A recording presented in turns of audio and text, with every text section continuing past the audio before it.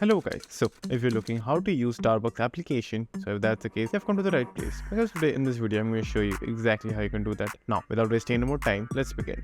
So firstly, when you open the application, you will find the home screen over here. And if you scroll down, you will find multiple products. As you can see, right over here, you will find the bestsellers, drinks, foods, merchandise, coffee, or ready to eat. Now, this is the home tab. If you will see at the bottom bar, you will see all the tabs that are available in your application of Starbucks. So the first is home tab, where you are currently, where you will find multiple things like products, merchandise, and many more. And if you scroll down, you will find few more details about the coffees that they use. Now, the second option is gifts. Click on it.